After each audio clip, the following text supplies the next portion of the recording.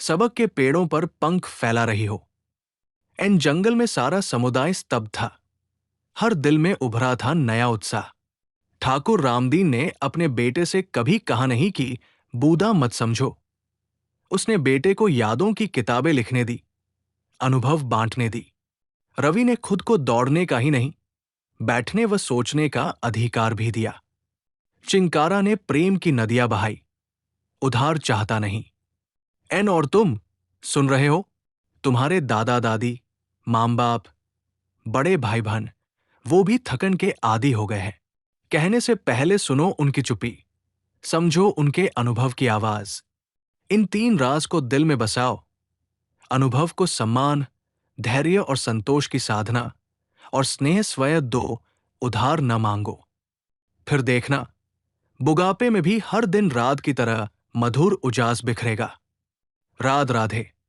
रतनपुरी के पास एक घना जंगल था। वही एक छोटी सी झोपड़ी में सावित्री नाम की विधवा महिला रहती थी।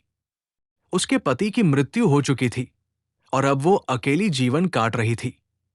एक दिन जब वो जंगल में लकड़ियां इकट्ठा कर रही थी, तभी एक बंदर उसके पास आया। शुरुआत में वह डरी, मगर फिर देखा कि बंदर शांति से उसकी मदद कर रहा है। धीरे धीरे वो बंदर रोज आने लगा।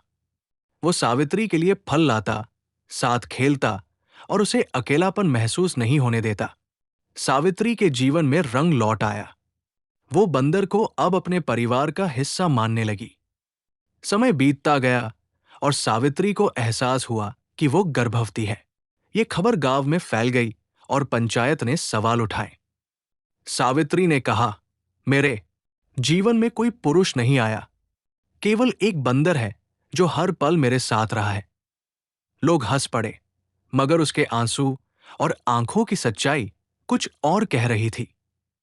एक दिन एक साधु गांव में आए और बोले, सावित्री, ये कोई साधारण बंदर नहीं था, ये एक श्रापित दिव्य आत्मा था। तुम्हारा बच्चा कोई आम बालक नहीं, एक दिव्य रक्षक है। सावित्री स्तब्ध रह गई। उसे बताया गया कि अंधकार की शक्तियां उस बच्चे को नष्ट करना चाहती है।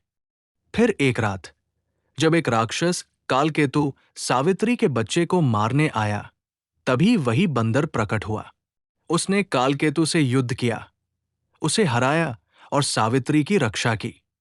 युद्ध के बाद बंदर एक दिव्य युवक में बदल गया। उसने कहा, मैं चंद्रदेव हूं, महात्मा अत्रि का पुत्र। अहंकार के कारण मुझे श्राप मिला था। तुम्हारे निस्वार्थ प्रेम ने मुझे मुक्ति दिलाई। सावित्री की आंखों से आंसू बहने लगे। उसने कहा, अब मुझे छोड़कर मत जाना। दिव्य युवक मुस्कुराया और बोला, मैं तुम्हारे साथ हूं। जब भी संकट आएगा, मैं लौटूंगा। वो युवक फिर से प्रकाश में बदलकर बंदर बन गया और जंगल की ओर लौट गया। कुछ ही दिनों में सावित्री ने एक तेजस्वी पुत्र को जन्म दिया, जिसके चेहरे पर एक दिव्यता थी। गांव वाले, जो कभी ताने देते थे, अब उस बालक के चरण छूने लगे, क्योंकि अब सब समझ चुके थे, भाग्य का लिखा कभी नहीं मिटता। राधे राधे।